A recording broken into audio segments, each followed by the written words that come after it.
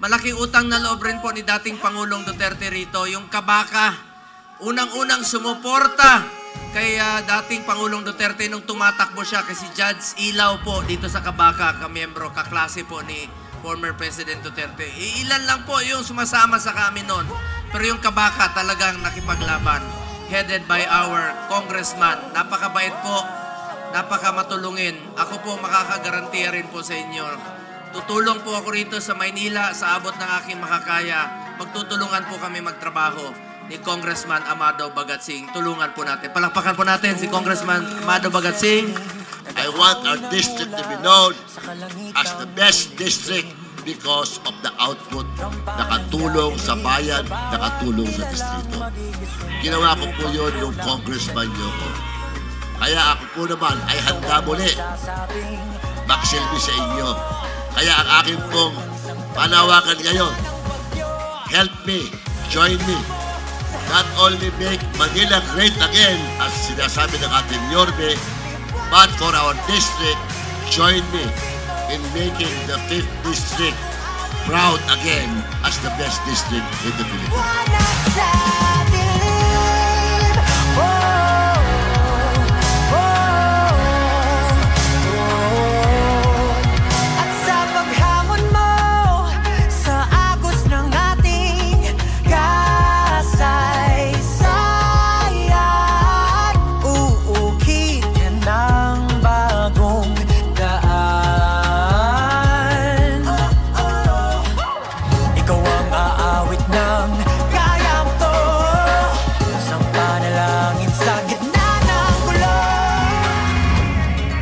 Kung totoo, taas yung kamay nyo. Kung hindi naman, okay lang.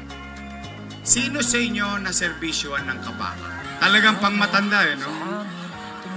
Hindi ibig sabihin, because of through the years, it's been like what, Domads? 40? 40 years, huh? Kaya Nay, Tay, pwede ba ibalik natin ang serbisyo ng Kabaka? Amado Bagatsing!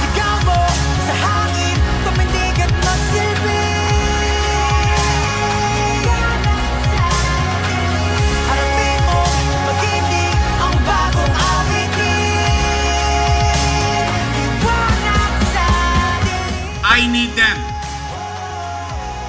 I need you. Because if all of us here, Manileños, if we come together,